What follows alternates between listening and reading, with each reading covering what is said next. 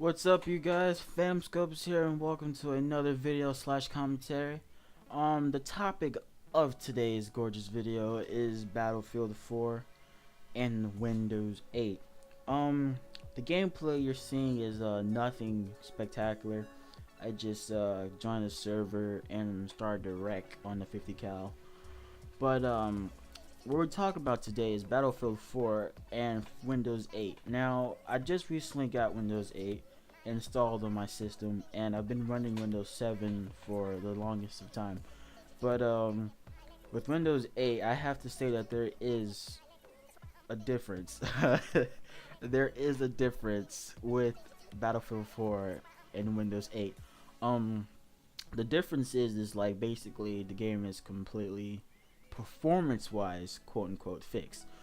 But for stability, the game is still broken until DICE slash EA, as people like to call it, fixes the game with patches that come in the future. But for performance, Windows 8 completely fixes the Battlefield 4. The thing that I was having in Windows 7 with Battlefield 4 was was high CPU usage. That was literally the only thing that was killing me in the beta. And with Battlefield 4 coming out, like the full version coming out, I think it was October 29th. The CPU usage was still high, but it wasn't like at 100% like it was in the beta. Like using a lot of CPU was like the only thing bottlenecking me.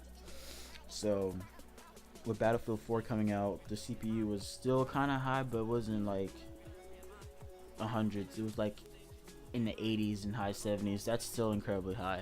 I mean, that's still ridiculous. And I still get like lag, and it was just not fun. I mean, I would be getting like 40, 30 frames. I mean, that's not bad. I mean, that's still a playable frame rate, but like when you're a PC gamer, I mean, like you don't want 30 frames. You want 60 or above. But with Windows 8, I have to say that it completely fixed the game. My CPU usage is like so low now. I think it's like at 35-40%. I mean, it's very, very good. I can play the game on Ultra at a crisp 60 frames per second. It's so smooth. I mean, there's some parts of the game where it dips.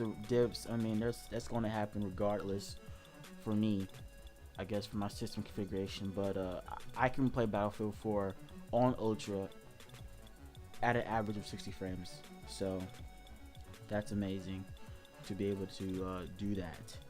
But for you guys don't know about Windows 8, I'm sure a lot of you should know about it now, seeing that it's so popular with the tablets and the convertible laptops.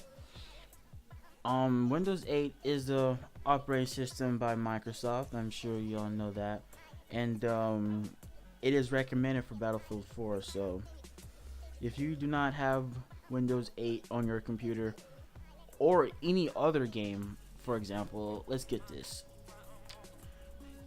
The Frostbite 3 engine, I was reading this tweet. Hold on, I'm going over the place. Alright. The Frostbite 3 engine, I was reading this tweet from, I follow this guy on Twitter, you know, and I was reading this tweet, and he stated like how the Frostbite 3 engine is like built into this new API called DirectX 11.1. Battlefield or Windows 7 and Vista, I don't know about Vista, I'm not gonna go into that, but I know 7, I'm sure 7, Windows 7 has DirectX 11, but the thing about Windows 8 is it has this new thing called DirectX 11.1, and he stated that in a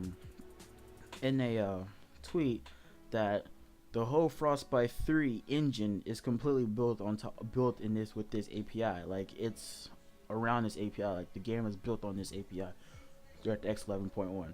So what this basically means is that every Frostbite game, every Frostbite 3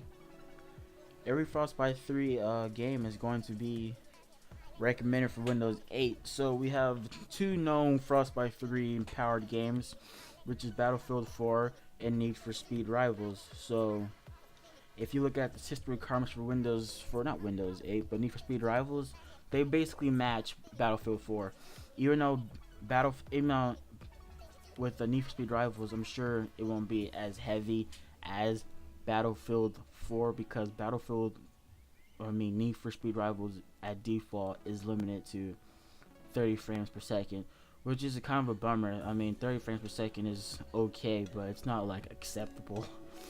Like in this era of gaming, people want more than 30 frames, but it's like that for all consoles or for all platforms, PC and the next generation of gaming. So that's that.